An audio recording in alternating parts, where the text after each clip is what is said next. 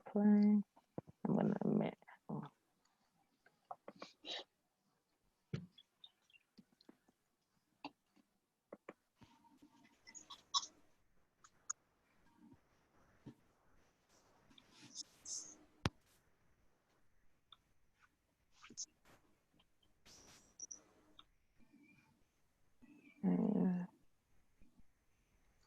Welcome everyone who's joined. Thank you for joining. If you all for now mute your mics, and we'll get started very, very shortly. We're just admitting some more people.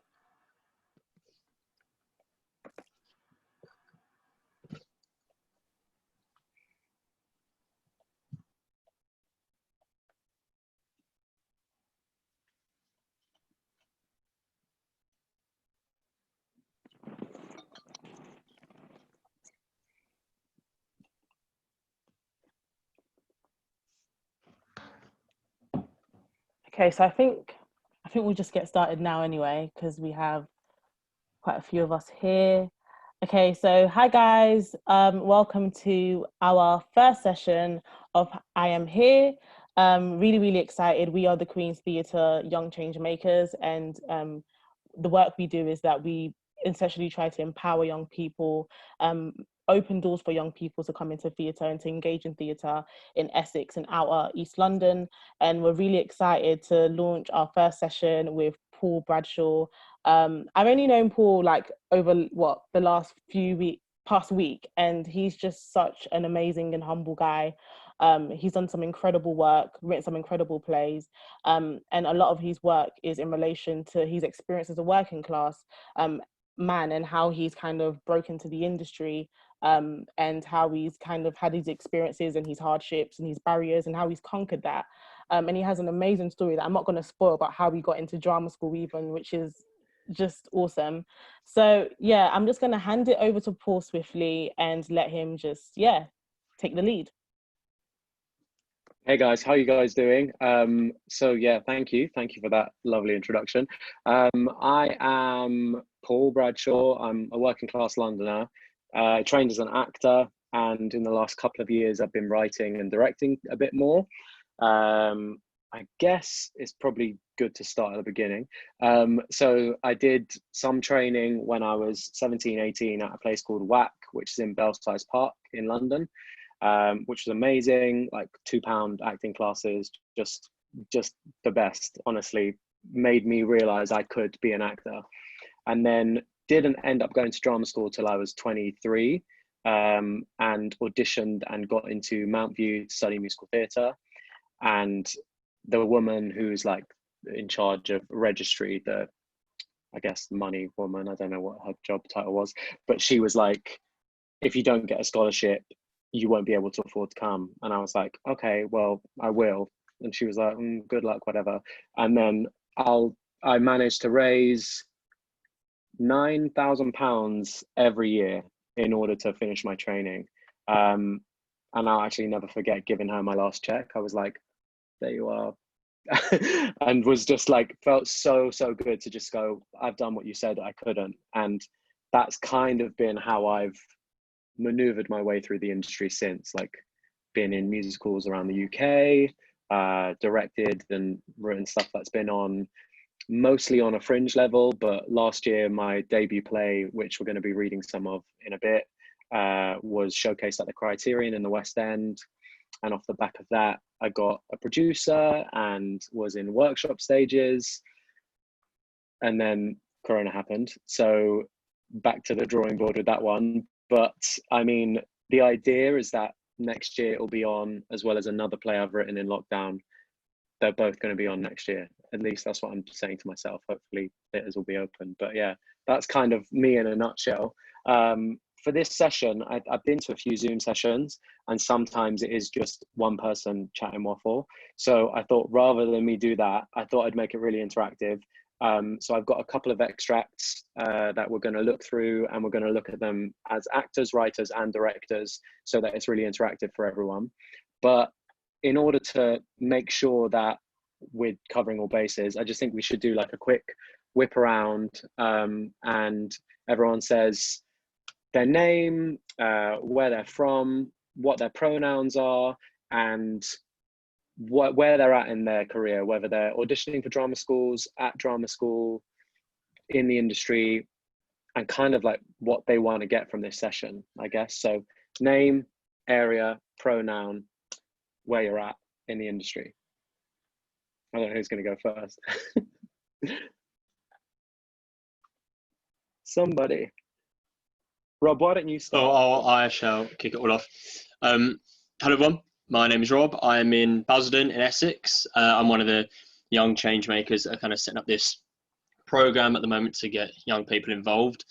I have trained as an actor, went to the University of Northampton, did a 3-year acting course there. And then since then, I've kind of been working on and off in tours. I did a play in London and then was in an immersive experience. Also write. I'd like to get into directing and creating more theatre, because I think we need more people to be creating it. And essentially, like, I'd love to be, creating theatre, working with people, writing and directing. I just am teaching on the side as well, teaching theatre. So that's me. Hello, everyone. Don't be shy. Is everyone's cameras turned off? I can only see a few people. Should we get everyone to turn your cameras on? That's it, everyone. Jump on, turn your cameras on, then we can all see you. Don't be shy, guys. I'll go next. Hey, everyone's here now. We can see everyone. Talked a lot. Oh, yeah. Okay, so hi, everyone. Love to see your faces. My name is Rennae. I'm a writer and a filmmaker from East London. I grew up in Romford, Essex, but I like to say East London because everyone expects me to do the Essex accent and I don't have the time for that. Yeah, I don't know what else am I meant to say? I love theatre. I really love creating theatre about people that look like me. And I'm very excited for this session. I'm talking too much, so I'm going to let someone else speak. Should I go next, guys? If I'm to complete the Changemakers, I'm not sure if there are any others on.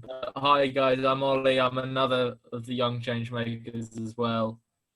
And yeah, I grew up in Colchester and then went and lived in London for a few years while I was at uni, and I wasn't doing anything too theatre-y, but I really got into theatre, making theatre, started my own company. My internet is not very good. Sorry about that, guys. So I started a company called Found in Translation. I've been making work on the fringe, sort of in London and around like that a little bit. And when the Changemakers came up, I really wanted to sort of give back and help support people get back in. So yeah, so we're here.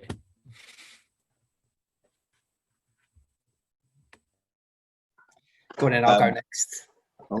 Oh, 2 at once. No, go on, you go first. Sure, okay. Hi everyone, I'm George. I'm also part of the Young Changemakers. I live in Basildon as well, so it's nice to see that Rob is a local. So pronouns is him. I graduated from Central in 2018, so I've kind of been teaching and writing and recently got commissioned by RADA. So I'm just finishing that commission this week. And just outside of that, it's, a bit of writing and also filmmaking and trying to kind of climb up the ladder as I'd like to do. So that's me. Hi, my name's Lee. I graduated from Central in 2011. Since then, I've been running a charity theatre company that is inclusive, that works with children and adults of all abilities. I'm from a working class background, from Romford, Hornchurch specifically, hence my disgusting Essex accent. And yeah, that's me.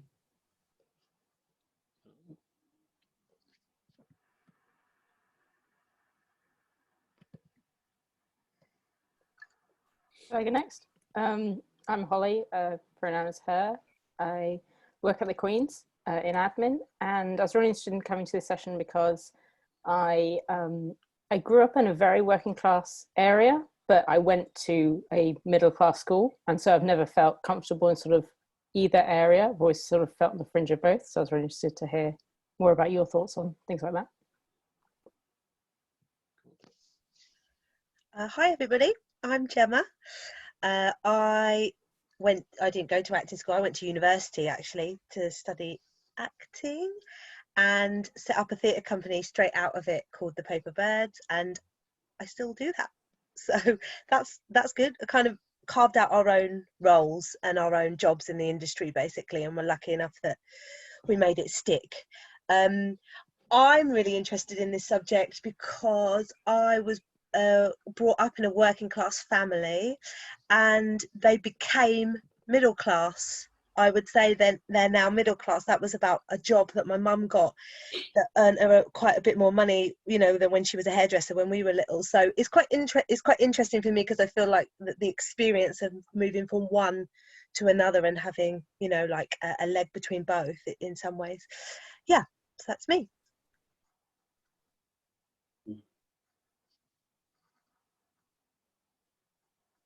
Hey everyone, I'm David. Yeah, so, you know, I direct plays, I work with young people on like a youth theatre setting, do workshops and what have you. And yeah, I go by him. And I'm based in South East, but my parents live in East London in Langdon Park near Bow. So yeah, I have a feeling towards East London. So yeah, I include myself in the East London massive, connected to Essex as well. And I guess why I'm here today is obviously, you know, the topic of class is very, very important to the way we see the world. And yeah, I just wanted to, yeah, I guess be inspired by the thoughts from everyone. And yeah, I guess kind of see what I think about it. I don't really talk about it as much. I don't really, it's not a daily thing that I'm grappling with in an explicit way. So to come into a workshop space where it's like, that's what we're talking about, is quite interesting. So I guess I'm just here to be inspired, I guess, yeah.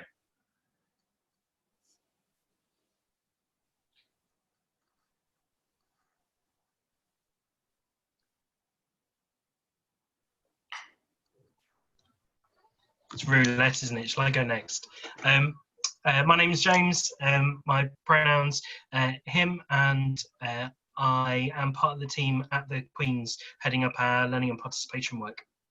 And I think this is a really fascinating topic of how people identify in a way that isn't always clear cut, and I think I'm really interested to hear everybody's kind of individual take on where they feel they fit in a class system, and whether that's a class system that's seemingly historic, or whether that has a very new shape today, and kind of how everyone identifies within that.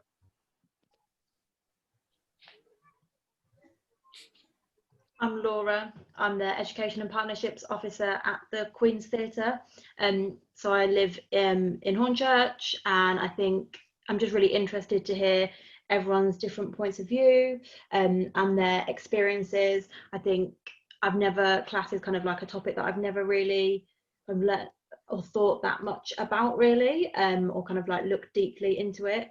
So I'm just kind of excited. I think Havering is a really kind of changing borough, so it'll be really interesting to get people's different points of view from kind of like local to Hornchurch and Havering. Okay, hi, I'm Doug. I'm my pronouns are he, him. So I grew up in Colchester. I went to university and did a number of things when I left university. I am the artistic director of the Queen's Theatre now, my first building to run. So I've been there 5 years now. And I live in Hackney. I suppose class has always been, I grew up on a council estate. I'm not sure I kind of knew I was working class until I went to university. or came from a working class background. And I mean, there have been moments in my career where it's been a point of focus. I do remember my first interview for an assistant director job straight out of uni, when I was asked what school I went to, and was very confused by the question. I went, oh, I don't think you'd know St Helena's Comprehensive School, but that's where I went. So I think that journey was, coming into the industry, was a bit of a shock that those kind of questions were asked. So it has been a part of my identity, but probably it's become more something that I've explored more recently, and that's because of running the Queens, I think.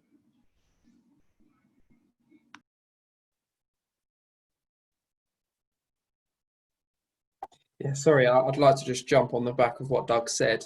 I actually experienced that very similar thing of what school did you go to? And I was completely thrown by the question.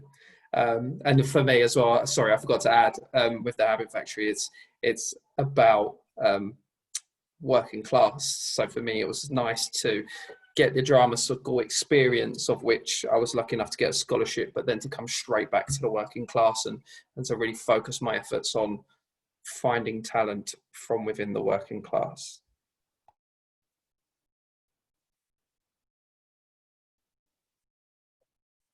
I feel like everyone said hello. Maybe not Matthew. Have you said hello, Matthew?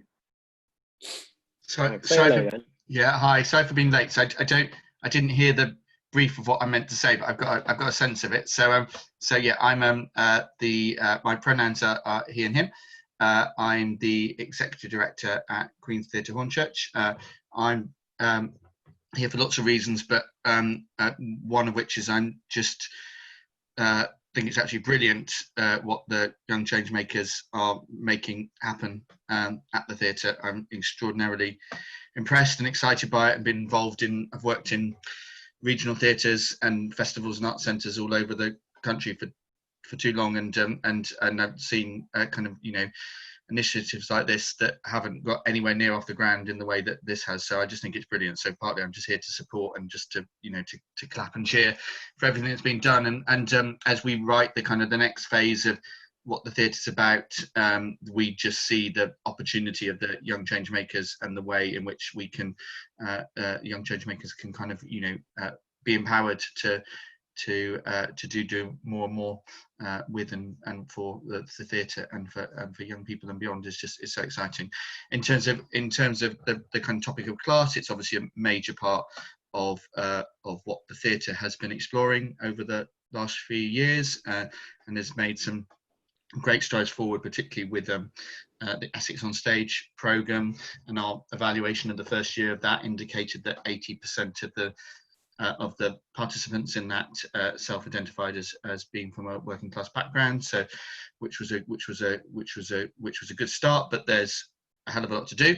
And so anything that we can, any, you know, gems that we can pick up and anything that we can support that will take things forward is you know, is a brilliant opportunity. And I'm also at the heart of the new Havering Changing Creative People and Places programme, which is recently established, which is about establishing a programme that supports the people who are least engaged across Havering in the arts, and class is obviously one of the factors in that, and I facilitate the consortium of voluntary sector organisations that are taking that forward. So again, that can feed all of this into the work of Havering Changing. So thanks for letting me be here. It's great. Thank you. Amazing, great, amazing. Thank you, guys. So I think what I had planned, elements of it were about drama school funding, because I think a lot of people, whenever they know that I self-funded drama school, their mind is blown. So I've got that there, and I think whilst it's probably not useful for any of you guys, it will be useful to have in the canon for when there are kids who are working class who will be trying to self-fund and all of that kind of stuff. So my plan was always to make my random notes into a more coherent document, and I can send that over to you guys once we're done on here. I guess for this thing, we should just treat it as, we'll go through the extracts that I have that I've written, and another one from a Carol Churchill play, because obviously she's pretty great. And we'll like analyze those, look through those, and just discuss simple techniques to try and get stuff out. And obviously lots of people here will know what I'm going on about, but there'll be some people who aren't from the theatre side, maybe more from the business side of things, who may or may not find it enjoyable. But I will be asking for some volunteers, so I hope you've got your acting hats on. Let's start with the extract from Two Cities, please, Rennae. I don't know how to do all the share screen stuff, so Rennae's doing that, hopefully. Let's see what happens. Oh, there we go.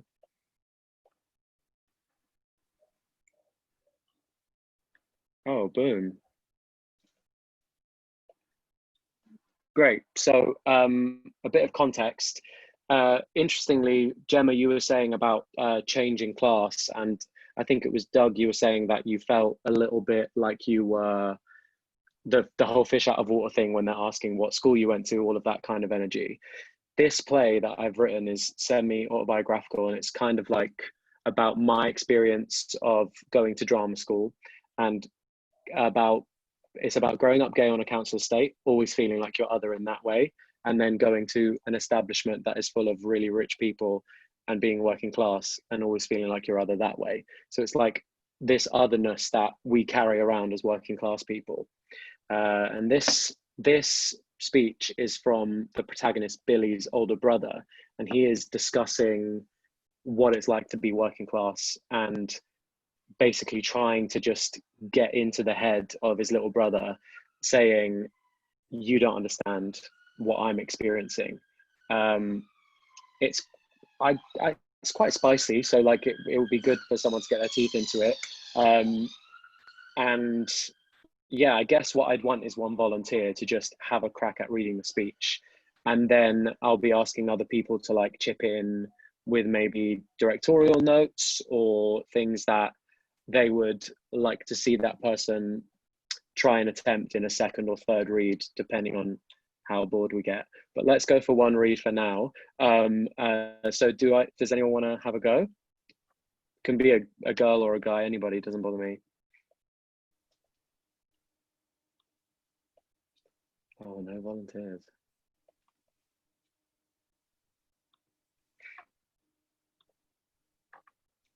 I'm gonna pick someone soon, guys. David, let's have you. All right, cool, no problem. Thank you, mate. Cool. You know what the problem is? I do. Your problem is that you don't want to be in our world. You think you're better than us. You see our world as a place full of stupid people that you can't stand yourself seeming like. You think we're scum. Always have done. But you know, you're not better than us, Billy. You're worse. You're just like us, except you're ashamed. You can't see that there's nothing here for the likes of us. Nothing for us to do. No chance of getting anywhere in life, because them bastards in power, they don't want us to succeed. They want us to stay poor with no voice, no opportunities. They need us to stay put, keep quiet, stack their shelves, clean their shit up after them, and stay in our lane. Well, fuck all of them, and fuck you. Look around you, you mug. Do you see any of them helping us, huh?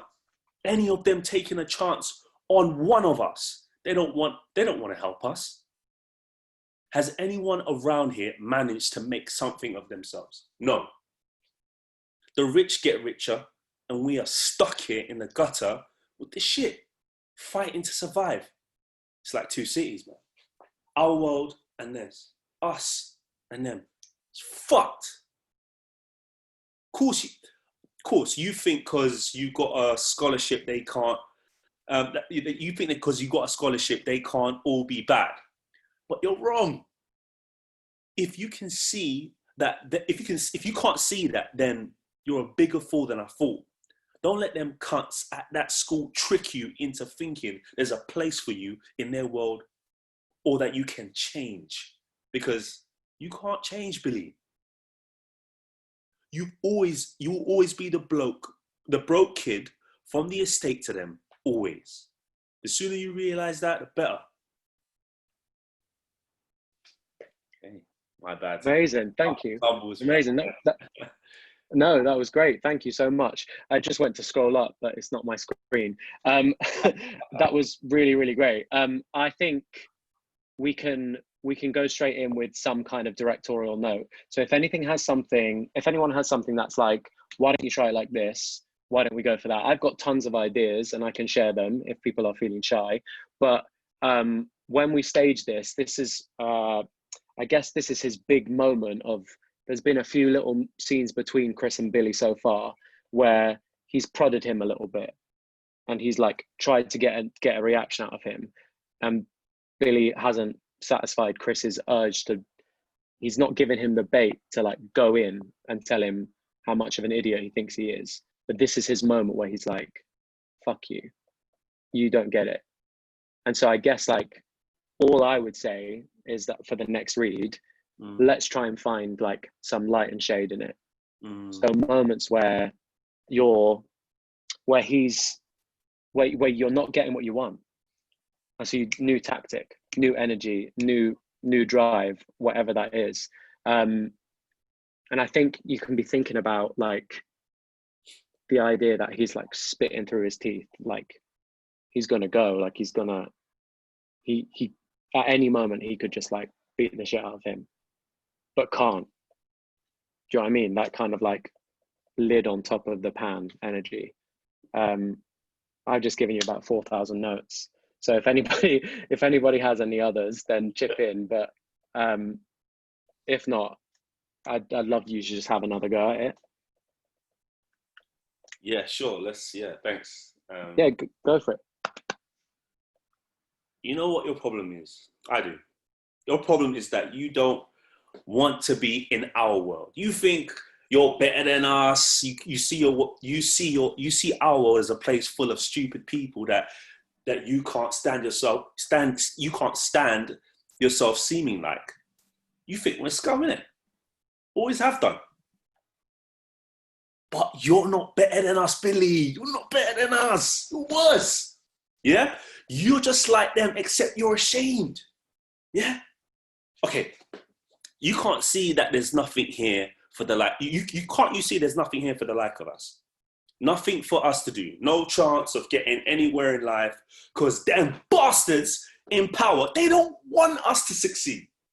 They need us to stay poor with no voice, no opportunities. They need us to stay put and keep quiet, stack their shelves, clean up their shit after them and stay in our lane.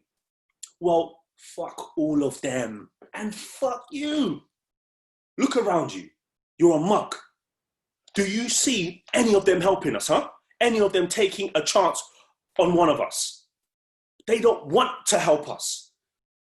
Has anyone around here managed to make something of themselves? No.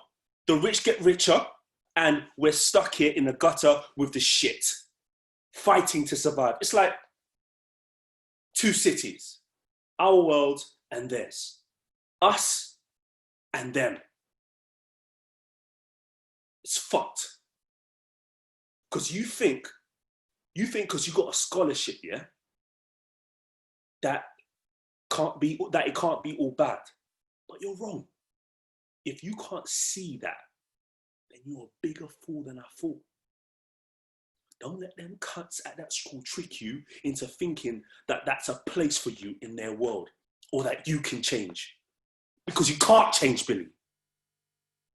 You will always be the broke kid from the estate to them. Always. The sooner you realize that, better.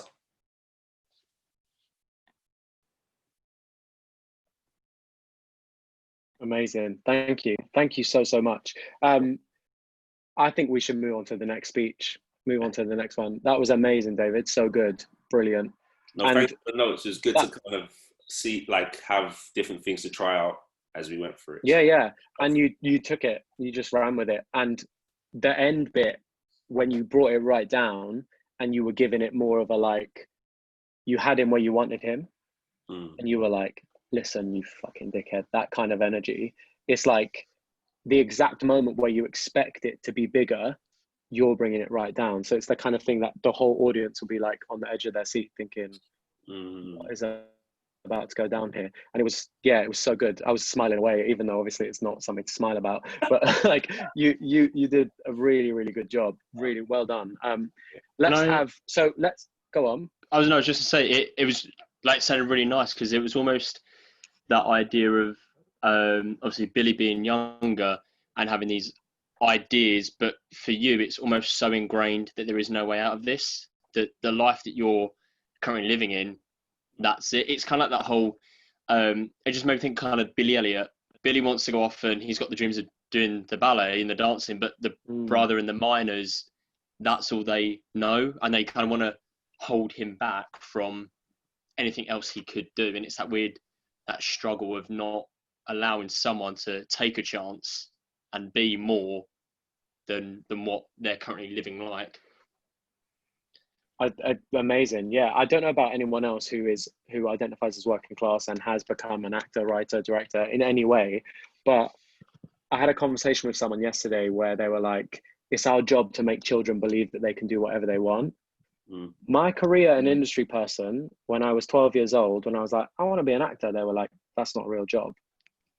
If I was from a middle class background and I'd had piano lessons and fucking clarinet practice, all of that shit, then I would have just assumed that I could be whatever I wanted to be. But like, I think that we have these barriers before we even step foot in arenas that we want to try and get into.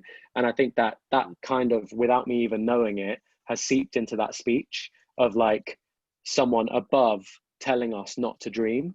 And I think that, I guess, like, it's our job as people who are going to be working with young people, whether that's casts or you guys, like with your outreach work that we were discussing before everyone else got on the call, that we can help encourage that and encourage people to believe that anything's possible. In an arena dominated by middle class whiteness, anybody can become a performer, like, and I really hope more working class people do, but I guess that's a whole nother Zoom. But let's have two more volunteers for this. This one is probably much more interesting from a directorial perspective, because there's no stage direction. We don't know who these characters are. I've labeled them 1 and 2, but in Carol Churchill's version, there's no numbers, it's just lines. And basically within it, one character wants the other one to tell them something. And it's basically just the different tactics in which it happens. We were discussing this earlier. Obviously, these are very short lines, and if this was in the space, it would be choppy and played and amazing, but obviously Zoom doesn't allow that. So whoever the two volunteers are, 1 and 2, will have just give a little bit of air after you've spoken and try your best to, I guess, hold the moment in whatever way we can through this screen life that we're living. So yeah, I just need 2 volunteers. Anyone can have a go. I will pick. I've read the scene before. It's really fun, this one. It's cool, isn't it? Yeah, I'll be one. Who's that? That's George over here. Hey, George. Welcome to the Madhouse. Let's have George, and then we'll have Lee. You're the next one up. How are you feeling? Like you want to read, or are you just go on? Go on. Go on, Lee. Go on.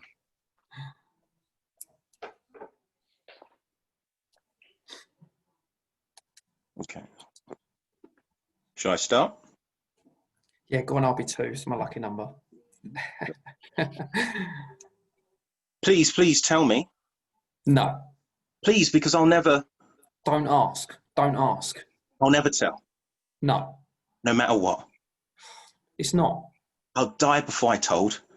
It's not you telling, even if you didn't. I wouldn't. It's you knowing. It's too awful. I can't. Tell me. No. Because if you don't, there's this secret between us. Stop it. If there's a secret, we're not Please. close anymore. We can't ever. But nobody knows everything about... Yes, but a big secret like this... It's not such a big... Then tell me. Will you stop? It's big because you won't tell me. No, I won't. Is it something you've... I'm guessing. Or something you want to... Or you've seen or heard or know or... Please. And if it's something you've done, is it a crime or a sin or something embarrassing? Because whichever... No, I don't want you to know. Right. All right, I'll tell you. You don't have to. I'll tell you. Yes, tell me, because I'll never... It's not that. No, because I'll always... All right, I'm telling you. No. Yeah. No. I warned you. But that's... Yes. Oh, no, that's... Yes. How could you? I did. Now what? Now what? Like, now what? Well done, guys. I absolutely love that scene. It's so good. I don't know about anyone else, but automatically I heard like quite a playful, childish energy. Like in my head, you could be even as young as 8 or 9. And I think the beauty of it, I mean, by all means, steal this scene. I don't own the rights, but use it in whatever teaching capacity that you have, because I just think the possibilities are completely endless. But I guess that I want to do it again, and you guys can stay as 1 and 2, or maybe switch it up if you like.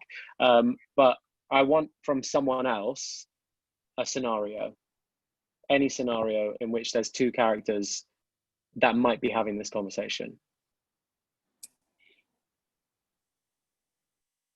Do you mean like why they're having this conversation, like someone giving the reason of what it is they're talking about?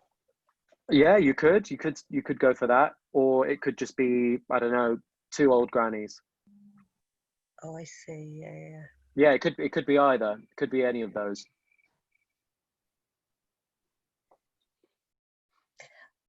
Well, I thought I thought of young children, and I thought one had forgot to feed the rabbit, and the rabbit had died. But that's just where my weird sick mind went. That's what popped into my head. Okay, great. Why don't we do that then? And let's do that. So can we just scroll down really slowly?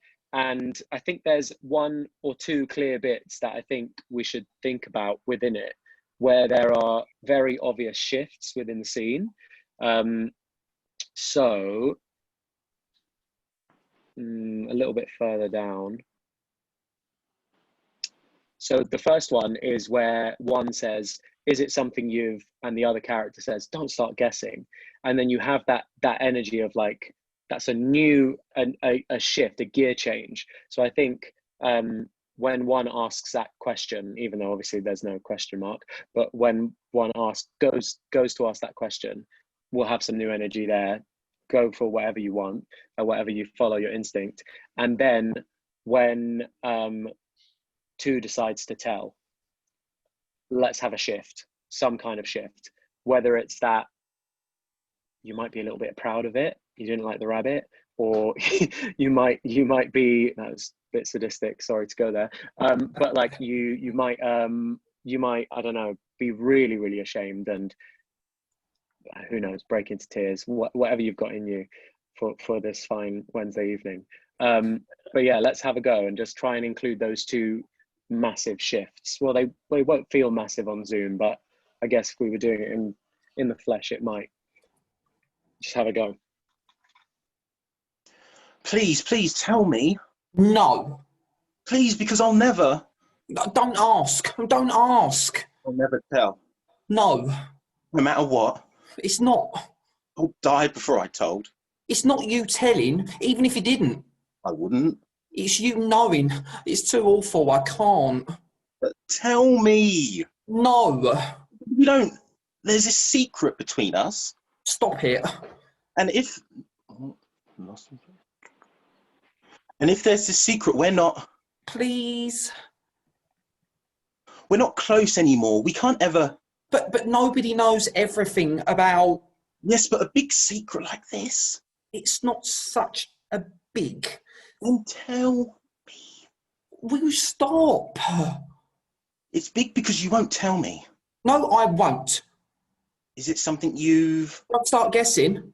Or something you want to? Please. Or you've seen or heard or know or... Please. And if it's something you've done, is it a crime or a sin or something embarrassing? Because whichever... No, I don't want you to know. All right. All right. I'll tell you. You don't have to. No, I'll tell you. Yes, tell me, because I'll never. It's not that. Tell me, because I'll always. All right. I'm telling you. No. Yeah. No. I warned you. But that's... Yeah. Oh, no, that's... Yeah. How could you? I did. Now what? Now what?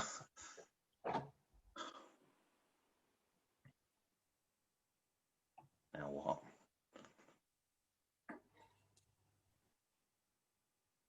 Amazing. That's so brilliant. I want 2 new volunteers because I've just thought of a whole nother scenario and I just thought, why not do that as well? Who wants to have a go? I'm gonna pick. Should we have 2 people who aren't actors? I'll do it. Oh, I'll go have on, a Gemma. Thank you. And Go on, I'll go as well then. I'm gonna pick. Amazing. I'll go. Right, now I want you guys to be a couple. And I want the thing to be something like absurdly sexual, like like you're afraid that if you tell this person what it is, they're going to break up with you because they think that you're a bit of a freak. Yeah. So it's like yeah. I mean, everyone's over 18 here, so we can go there. So let's make it that. Let's make it like. And I think actually this time around, I want you to dare to go as slow as it feels like you can. Like, so whoever's the one that's prodding and asking the questions, the person who doesn't want to reveal, I want you to be like really adamant that you're not going to reveal what it is that's happened. So you can. It doesn't have to be quick pace. It can be a little bit more slow and I guess forceful. So who wants to be the one with the secret? I don't mind. I'll do it. Go on, Rob. Go on then. Okay. Please tell me. No. Please, because I'll never. Don't ask. Don't ask. I'll never tell. No. No matter what. It's not. I die before I told. It's not you telling. Even if you didn't. I wouldn't. It's you knowing. It's too awful. I can't. Oh, but tell me. No.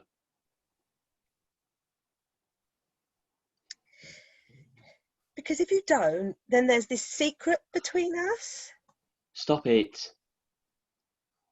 If there's this secret, we're not Please.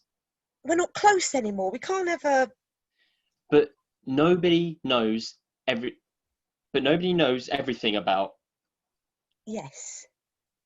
But a big secret like this. It's not such a big. Then tell me. Will you stop? It's big because you won't tell me. No, I won't. Is it something you've Oh, Don't start guessing. Or something that you want to. Please. Or you've like seen or heard or know or... Please. And if it's something that you've done, if it's like a crime or a sin or just embarrassing, because whichever. No, I don't want you to know. All right.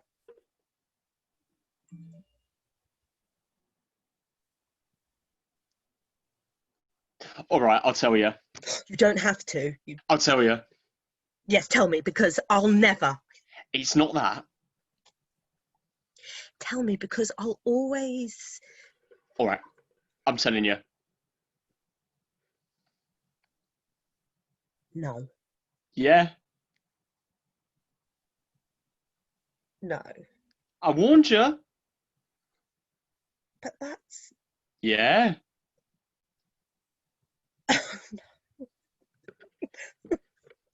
That's... Yes. Oh my God, how could you? I did. Now what?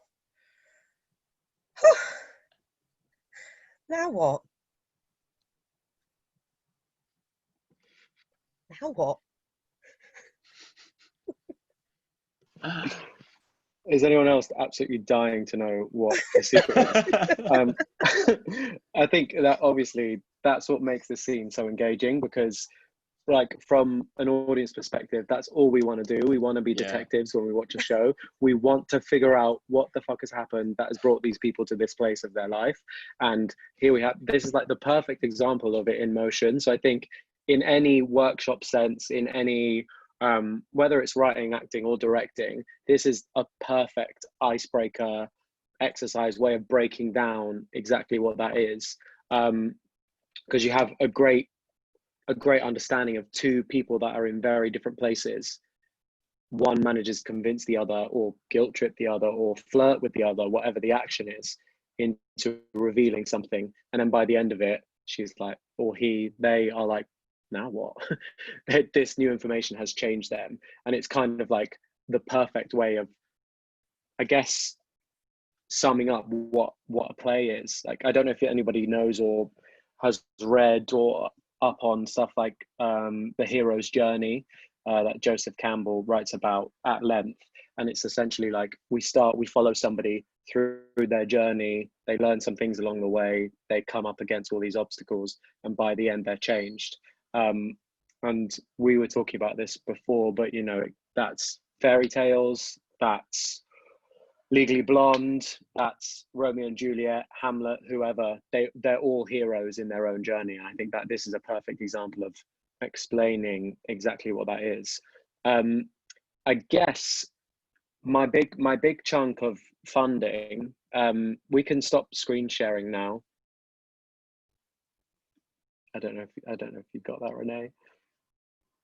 She did. There we are. Boom. We can. My big chunk of stuff about funding, I think might be a little bit better if I do make it into a document and send it away, because it's to do with funding for drama school as opposed to funding for shows afterwards and stuff like that.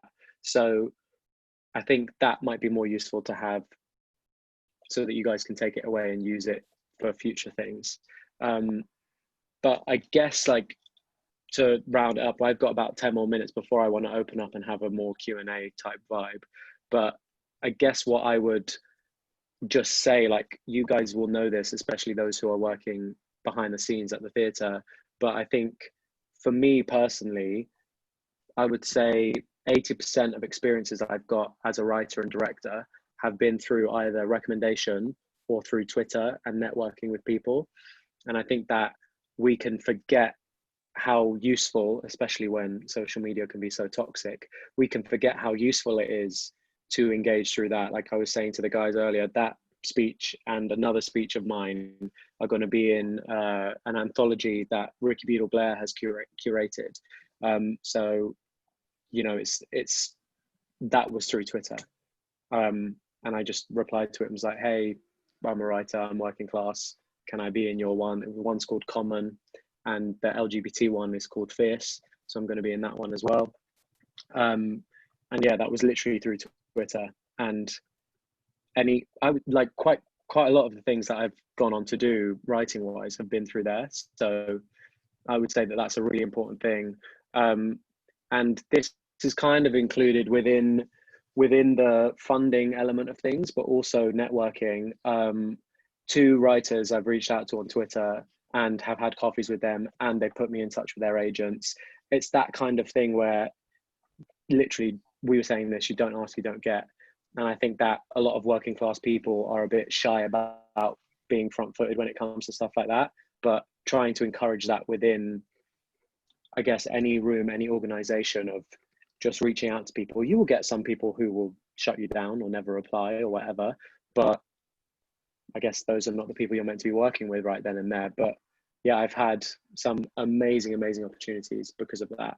So yeah, that would be kind of what I would want to end it on, I guess. I've got lots of stuff about the funding stuff that I can send over, but I guess that's kind of all I've got to say about my journey. If anyone has any questions they want to ask me or open up to everybody else, then I guess now's the best time to do that.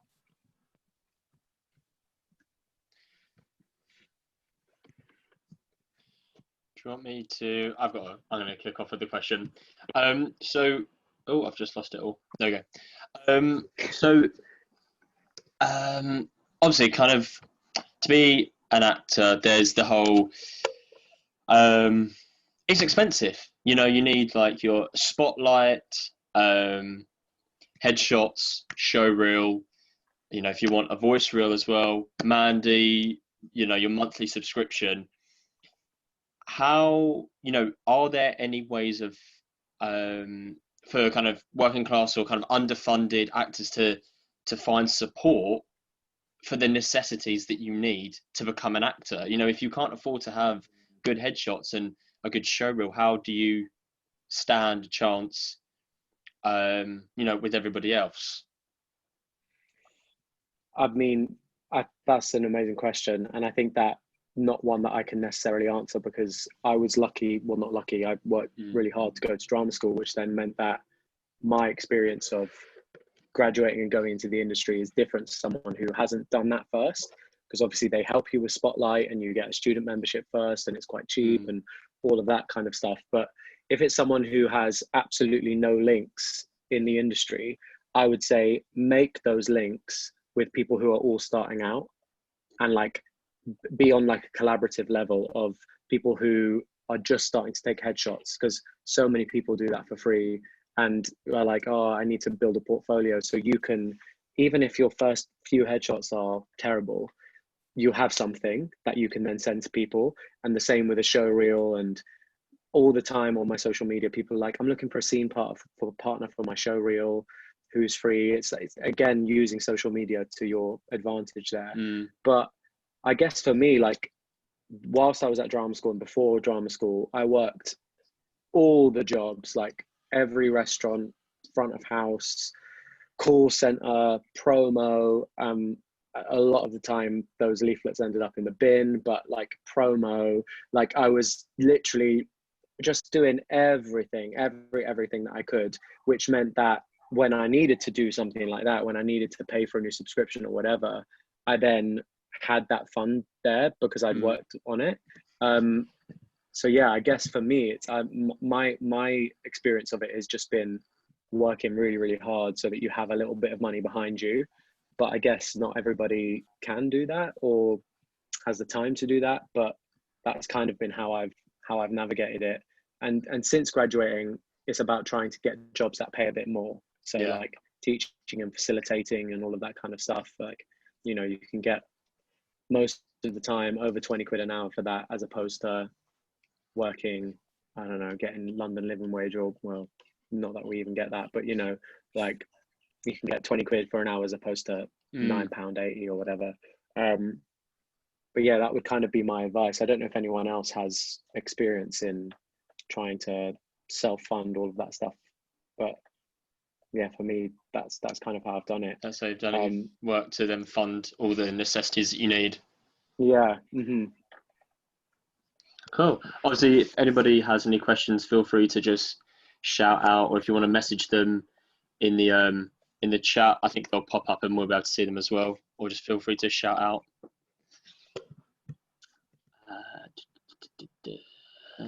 Cool. So another question. Can I ask? Go. Obviously there's a lot of talk about finance and funding, which I get is a really big issue. Do you think finance is the biggest barrier when we start to talk about class and access into the industry, or do you what do you think would be the kind of alternative barrier? Is there something more than finance? Appreciating finance is a big thing. Yeah, I think it is. I think it's a massive part of it. But we were saying earlier on, it's like, it's not just financial barriers that become the issue, because obviously for me, I graduated, I got an agent, I was getting auditions, but then in between those auditions, I was having to work my arse off. So I would turn up to auditions underprepared with hardly any sleep or whatever, because I was having to work all these massive jobs. So I think it's about like, actually also about time management and trying to encourage that within working class artists, and trying to make sure that they understand how to use that time wisely around auditioning, because I think that actually time is one of the hardest things to have when you're somebody who has to work a million jobs. Like, so I think that's probably, I guess they're linked, but that for me has been the biggest barrier. Like, and I guess also, like, if you're from a wealthier background, you might have started to see theatre from a younger age. You might know people who already work in theatre and all of that kind of stuff. So like the idea of networking and, you know, the fact that nepotism is like rife within the industry. I guess those can be barriers for people, but that hasn't been my story, because, you know, I trained in musical theatre at one of the biggest schools. So for me, it was like, it was easy for me to make that jump and network that way. But yeah, I don't know. I think genuinely financial is the biggest thing that I've come across. I think it's really interesting that the finance is that big topic, that actually there are so many kind of hidden barriers, as you say, with time and preparedness and being able to travel, that kind of come as a consequence of that often is overlooked. And I'm just thinking, kind of also from an organization's point of view, of going, what could be some really practical things for us to take away, where there isn't always finance to offer directly as cash, but there might be working practices that we can address that might help with some of those, and that might not just be directly for you, Paul, but there might be others with a view on that might want to feed in as well. I'll just jump in there, James. What I would say as well, that I've seen that's been really beneficial is like offering space for young artists to try out ideas. I think there's two things about that. It's not just offering space, but like offering some sort of like sort of mentorship as well around how to use that space well, and how to then start talking to young people about, you know, how are you using your time? How, you know, do you have networks? Can we put you in touch with anyone that, you know, that we know that you enjoy or whatever, and facilitating this kind of process where they can start seeing how they can be agents to facilitate their process. But yeah, so I think in terms of creating space for young people to try out their ideas, as well as obviously getting involved in like the young company and working towards a production or whatever. I think what I've seen that's been really instrumental is like companies going, oh, we got a few days free. Who wants the space to come and play with an idea, you know, or something of that nature. I think is also a way that theatres can support young people. If there is no space, then maybe try and see if they can influence some people who are obviously, you know, making it, and go, you know, we want to hook you up with a group of young people just to talk about your experience for like 3 months, meet once a month or whatever, and giving them ways of touching it, you know. I think, yeah, like without them obviously the financial thing is there and the family thing is there. It's not really a job, and they've got that on their heads. But if they can touch it, like either through an actor, director, be in the space, this also facilitates the process of them gaining more confidence to go, do you know what? I want to see how I can make this happen. Yeah, I think I'll jump in on that. So working with, from the working class, my passion is obviously giving access to the performing arts, and that's something that I, with the Habit Factory, that I find very important, because one of the most common things from members or volunteers, anyone who's associated with the charity, is the best feedback that I can give is that they give is thank you for the opportunity. And I find that really sad, because the opportunity that you know, the experience that we're given is a great experience, but for me, I can't see why it should be that special if it's offered out on a much wider scale by more theatres, you know, theatres, organisations. And it is the fact that, yeah, thank you for this opportunity. And sometimes it's as simple as allowing a young person to, I'm just talking from a technical side of things. You know, a young 16-year-old boy said to me, I'd love to learn about lighting. And I said, yeah, that's fine. You know, just come in, stand up by the lighting box and just see what the guys are doing up there. It doesn't cost me, it doesn't cost the charity anything.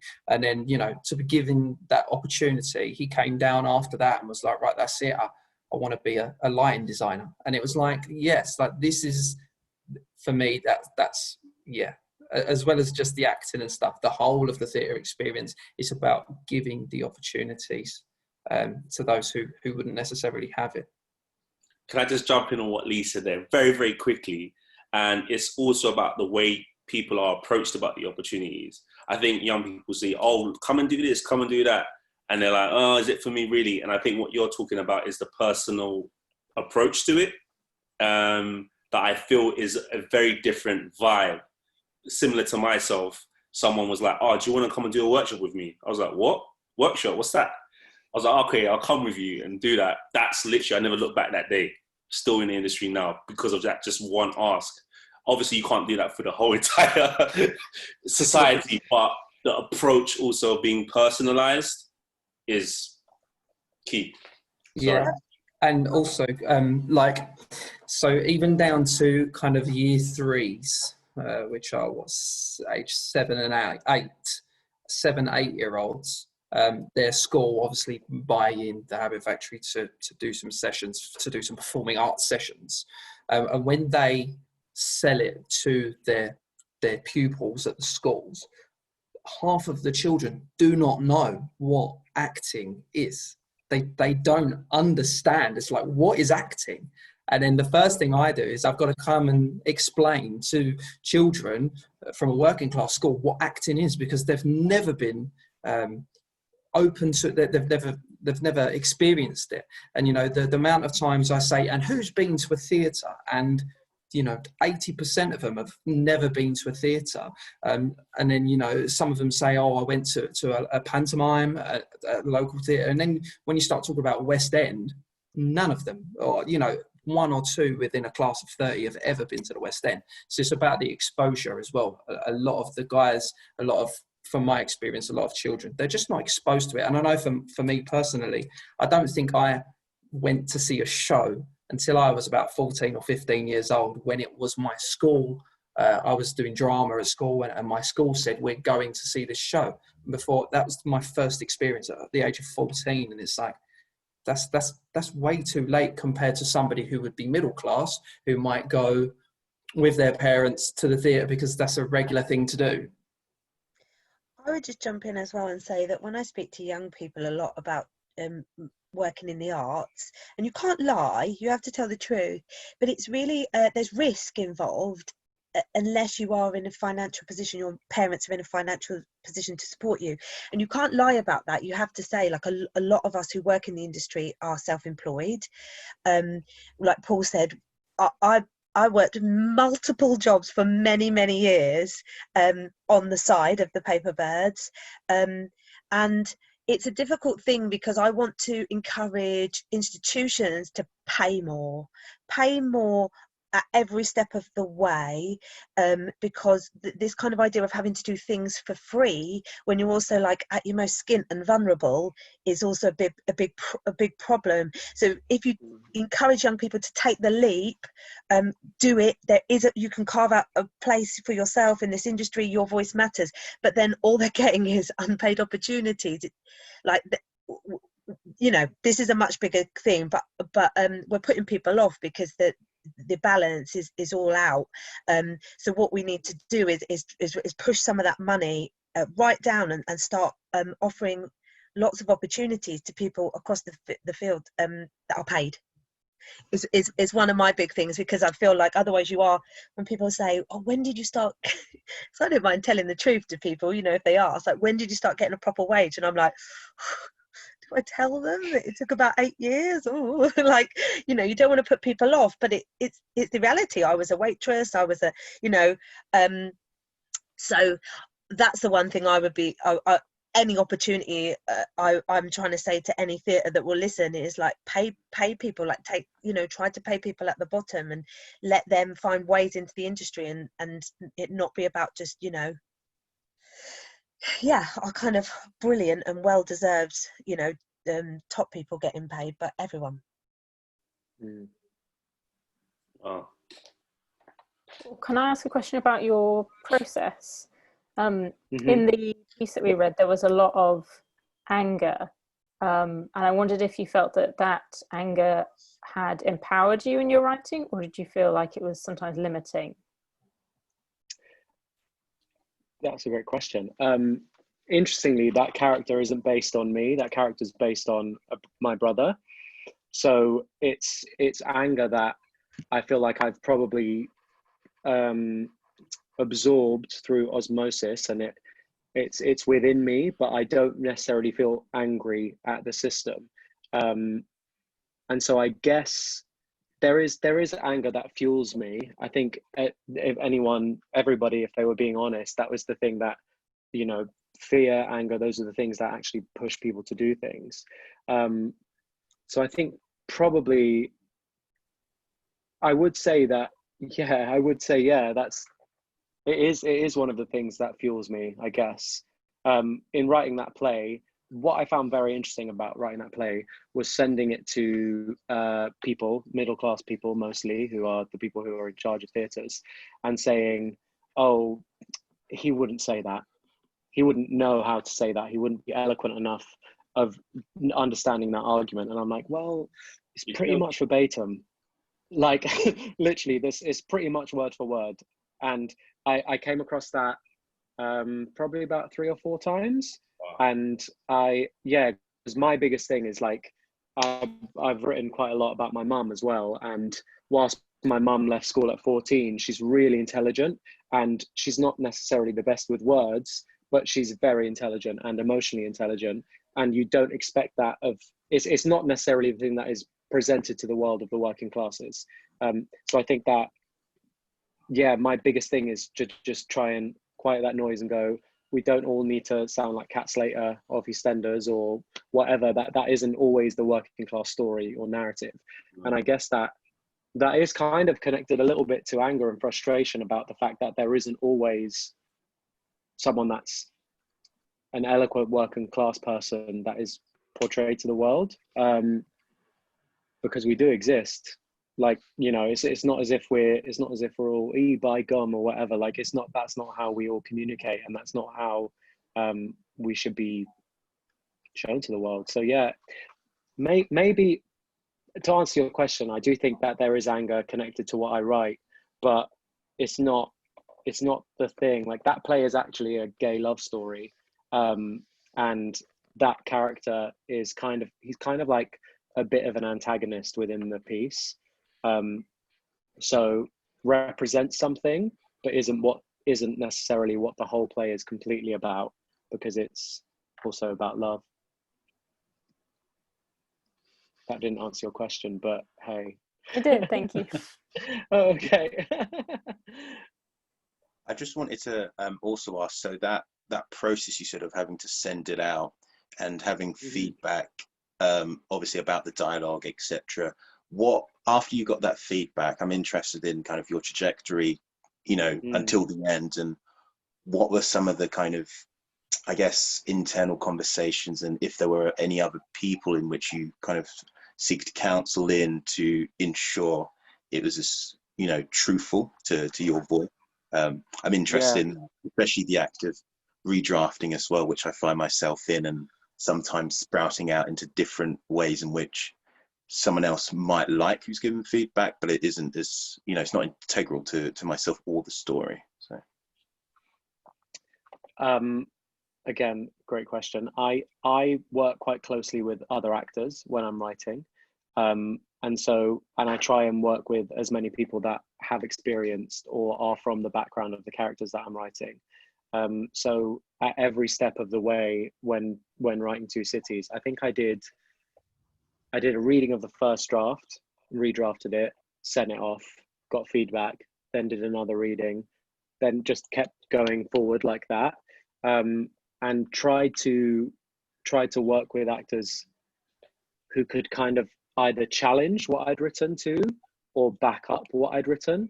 And it's quite a collaborative process, but I think I've been really lucky in that whenever I've worked as a writer and whenever I've worked in new writing as an actor, it's always been collaborative. So I've never been the kind of burrowing away at home on my laptop being like, oh, is this good? Does it sound all right? It's always been like, hey, can you read this for me? And, you know, this version there isn't actually the version that is in the full length play, because that's been through 5 drafts with Ricky Beadle Blair. And I don't know if anyone's worked with him, but he is literally like, change that. No, that's not good. Like, and he's so ruthless. But for me, I was like, it was really interesting to work with someone like that, because like, and he is a working class man, so I really respect what he's saying. And I was just kind of like, this is going to be in your monologue selection. And for that instance, I had to just kind of go, I'm going to play to your tune here. And there are elements of it that I will take and use in the full piece, but it isn't the exact version that's in the play. So yeah, for me, I would say working with actors every step of the way, and the play. So a bit of background is the young guy Billy. He goes off to a sixth form, gets a scholarship, and whilst he's there, his only friend is a young Muslim boy called Yusuf. And as the play goes on, it's like Billy is a Jack the Lad, Yusuf is a know-it-all, brainy kid, and they kind of like meet somewhere in the middle, and it starts as a friendship and then becomes like, they almost, spoiler, they almost get to the fact where they become like, I guess, boyfriends, but it doesn't ever happen. And when I was writing it, I worked with 2 young Muslim middle-class kids who'd gone to private school, and was like, what was your experience like there? You know, what did your parents want you to do? All of that kind of stuff. And that's kind of made its way into the play as well. And if it ever didn't feel authentic, they would tell me. I was like, okay, I'll change it. So yeah, I would just say as collaborative as you can be. Do you feel as though you've had in moments where someone has said that's not good, and you feel as though it is? Have you had that already when you've been writing? Yeah, all the time. No, I'm joking. Everything I do. Yeah, no. Yeah, there have been moments, and I think because at the moment with the commission, we have the producer who's also who teaches the class, and we have the director who's a friend of mine who I studied with my MA at Central. And it's, for me, I kind of see it as some, you know, and it comes from my acting, my background in acting. It's kind of being in service to the story, and I feel like serving the story first and foremost. Whether, and I feel like certain scenes can be shown in 1,000,001 ways. It's just ensuring that that emotional beat is hit correctly.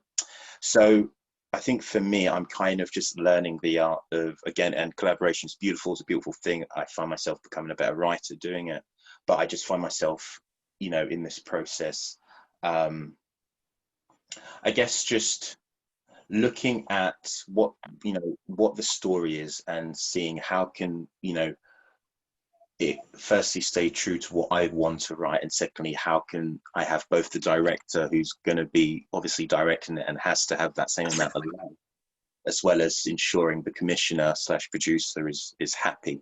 So it's I'm learning that balance in this instance, and yeah, it's going well, which is really great. Both really liking it. So it's just the kind of drafts before ensuring that it's, like I said, going in the right direction. But as long as I've written down what the story is and what I want to achieve, by the end, I feel like everyone's vision lines up. I think if you know what you want to write it, and then they'll probably tell you whether they like it or not. So if you're continuing to be true to yourself the whole time, then you will always win, I guess. Like, and it's about just like what's that thing called where it's like it's not this, but it's like the idea of like killing your baby. What's the phrase? Yeah, but not that. It's not. Is that the actual phrase? I'm like, I don't want to be too morbid, but like that thing of like not being too attached to something. And if you like, because when I first wrote Two Cities, I wrote it from the perspective of a 30-year-old gay man, and there was one bit that was far too like knowing of the gay sexual experience.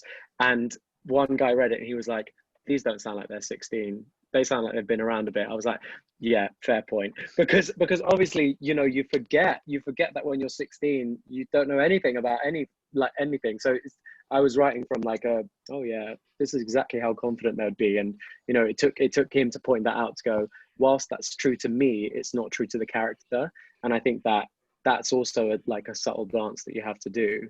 But I don't know if any of you guys have worked in musical theatre, but I think that's kind of like the best learning curve for that, because there are so many people that want it to be a different way. You're sat in a room and every single creative wants something different, no matter what. It's very, very rare that it's like alchemic, and I mean, maybe Hamilton was, but like it's very rare when that everybody is in the same place. Normally there's people who are like, no. And so you don't know who to go to for your notes, because you'll get told 5 different things before you then get back in the space. And so I guess it's kind of just like in me to just go, whatever, I'll just do whatever I feel, and then I'm sure they'll tell me what to do. But yeah, I think that's kind of how I've approached it so far. I'm writing a screenplay, and I think that is going to be a very different experience when that starts getting redrafted and things, because I don't have a clue what I'm doing. So I'm sure people will be like, that's fucking awful. But for now, I'm just like having a go because I have an idea. And, I don't, in that instance, I'm like, you're an expert, so you can tell me what to do. But, if you're going to try and tell me about what it's like being a working class gay Londoner and you are a middle class man, you don't know my experience. So I think that's kind of what I would say. I waffle so much, I'm so sorry, but yeah, that's what I'm getting at. Thank you, that was great. I've got a question that kind of links back to your experience at drama school and studying. When you first kind of arrived, I wondered if you had kind of experienced imposter syndrome, or thought that you kind of needed to really prove like worth of your place, and if so, how you addressed it.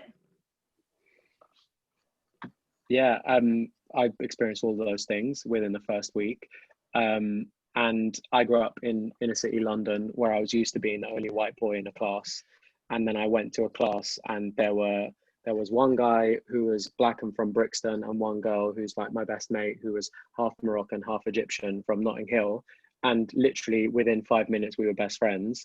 And I was like, felt more at home with them than I did with any of these white middle class people. And it was a very, very interesting thing to navigate that, especially teachers assuming I was middle class because I was articulate, and assuming that I was from another background. And within a month of me being there, a family member ended up in jail because they were, you know, they were doing what they were doing. And I went and told one of the teachers, and they had no idea. They had no idea that that was my background. And so it's that kind of thing of like navigating that was so difficult. And I don't even know what I would say to someone to say, oh, this is what you should do, because I just kind of kept my head down and got on with the work. But it is a massive thing. I actually don't know any other white working class Londoners that train in musical theatre. I don't know anyone else. So it's like, I don't know that I can share, I can even have a conversation about that with anyone. It's like, it can be quite an ostracizing experience. But yeah, it was a lot. It was a lot to deal with. But I just kind of cracked on with it, because there's so much work to do when you're there. So you're just like, if I don't learn these lines, I'm going to get in trouble. And so you just do that instead of, I just did that instead of getting bogged down in that kind of stuff. But no, it's rife. Maybe not so much now, I don't know. But when I graduated 6 years ago, and it was very, very much the thing. How have you dealt with, so the problem that I seem to come across with myself is that if I am given an opportunity, even now, I am genuinely so thankful and grateful for it. But sometimes I think that I can almost come across too grateful, if that makes sense, that it almost undermines what work I've done. I was wondering if that's something that kind of you've experienced, and if so, how have you dealt with that? To be thankful, but not too thankful, but thankful enough that you don't seem cocky and confident. Yeah. To be honest, I've not experienced that kind of, I guess it's kind of at a level imposter syndrome of like, oh, I want to show that I'm really grateful to be here. I want to prove that I should be here, all of that kind of stuff. Like when I did the new writing course at the Criterion. And when I did that, within a couple of sessions, there were people who'd done MAs in writing, all of that kind of stuff. And within a couple of sessions, I kind of knew where I sat in the pecking order. And again, just kind of was like, wow, I'm so lucky to be sat here on a West End stage learning how to write plays, but also I'm here and so are you. So let's just crack on. Like I don't know. It's not really in my nature to be like, oh, I'm so happy to be here. Thank you so much. I'll be just like, okay, I'm going to show you why I'm here. And that's kind of been how I've moved through it. Don't get me wrong. I'm sure if someone was like, here's £100,000 to write a screenplay, I'd be like, thank you so much. Of course I would. But like for now, I just kind of feel as though I've done the work. So yeah, I deserve it. Kind of that's what I've tried to carry. But I'm like a massive believer in like creating your own thing, creating your own opportunity, just, you know, and I think that you'll know that you deserve it because you've done all of that work. I'm intrigued to know in what instance you felt that. Like, what was it? What happened that made you go, oh God? I can't even put my finger on it. It's just been a number of occasions. But yeah, like I hear what you're saying with regards to, you know, I've put the work in and I've deserved that, which speaks volumes to me, actually. Yeah.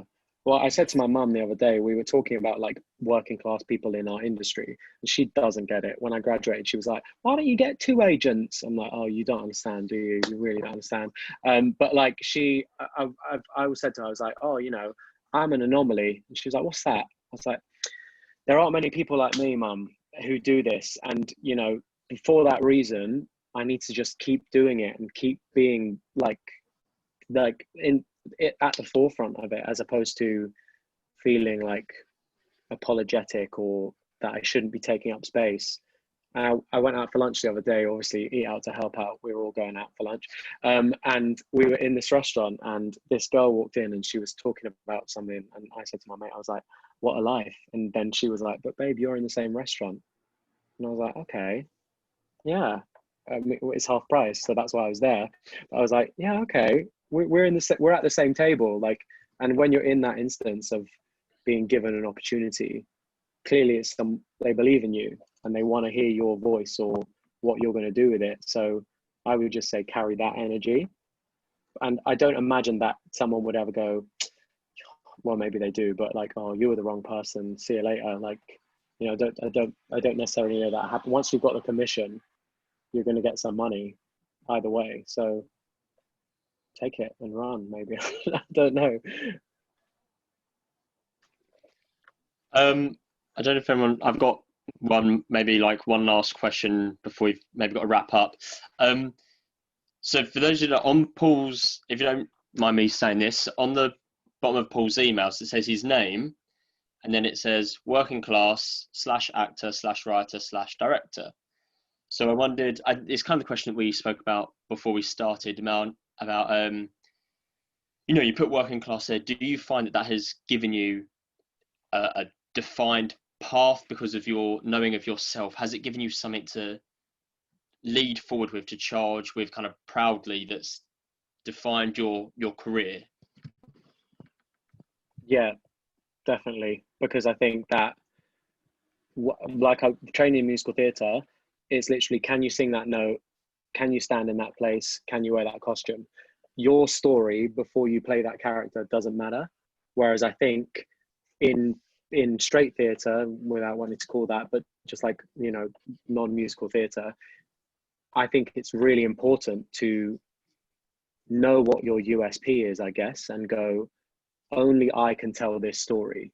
And that's what I found since I started to write, like, you know, and owning and understanding my working classness and realizing that people are crying out to hear diverse stories. And I think class seems to be something that people don't always include within that conversation, but actually 90 something percent of, well, not 90%, but a high number of people in the UK would identify as working class. So I think that it makes me stand out, I guess, but also it's the truth. So why not just say it? I don't know whether anyone else like has felt like it might have held them back or pushed them forward or whatever, but for me, it's definitely propelled my career, owning that side of myself. Cool. Nice. Thank you, Paul. And I wanted to say, just before we conclude, is there one last thing you would want to leave us with? It could be in relation to class, it could be in relation to what you're doing now, but something that you can leave us with, a gem of yours. Oh, I guess for me, I think, yeah, I know, right? God, an oracle all of a sudden. I guess a lot of people in this industry spend a lot of time thinking and spend a lot of time planning, but I think that actually doing is the only way that stuff can happen. And we all go, oh, you know, we've all had that situation where 2 years later a play comes on or a TV show, whatever, and you're like, I had that idea, I thought of that thing, and now they're doing it. Whoever thought of Uber before Uber came is kicking themselves, right? So rather than wasting our time going and just pondering shit, whatever, like, actually 2 cities came from, literally, I was sat working in a school and Grenfell had just happened, and Grenfell was like so close to my area, and the idea of growing up as a working class West Londoner isn't something that a lot of people experience within our industry, because obviously you think West London and everyone's rich, but like, you know, living on a council estate and staring at the houses in Warwick Avenue where Lulu lives and fucking Ewan McGregor, you will never know. Like, people who haven't experienced that will never understand what it is like to see extreme wealth when your family have nothing. Like, it is mad. And I remember when I had the idea to write the play, I was like, yeah, I'm gonna write it. I wrote 3 scenes, submitted it, and then it was shortlisted, but for some James Graham thing that was happening. and out of like 800 writers, it was in the top 25, and 8 writers were picked of that 25, and I was literally like, yeah, I'm a good writer then. All right, I'm gonna write. And then I just started writing, and like it's that kind of energy of, rather than going, oh, I've always wanted to, it would be nice if I, and it's like, no, fucking finish that sentence and actually do it. Like, that would be what I would say. So much swearing in this. But yeah, that would be what I say. Just don't just sit on an idea, just roll with it. Thank you so much, Paul. It's been amazing. And thank you to everyone, because everyone dropped some gems. Like, everyone had something to bring to this conversation. I feel like it was kind of a nice, safe space of creatives and people who care about theatre, just to talk and just to speak transparently about their experiences and where they want to go. So thank you guys so much for joining us. Thank you, Paul. And just thank you, everyone. It's been great. Do you have anything else to say, Rob? No, just the same. Yeah, thank you all for joining us and for that nice little discussion that we had, and hopefully everyone's kind of got something to take away from this. So yeah, thank you all for joining us. It's been lovely to see you all. Thank you, Cheesy, Paul. and I'll mute ourselves and clap for Paul and everyone. Thank you. Thank you so much. Thanks, guys. Have a nice evening. See you later, guys. Thank Thank you all. you. Bye. Bye, guys.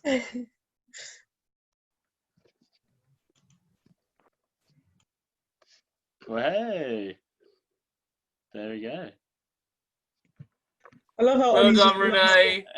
After that was brilliant. Yeah. Oh, it was kind of weird, but we got there at the end, Rob.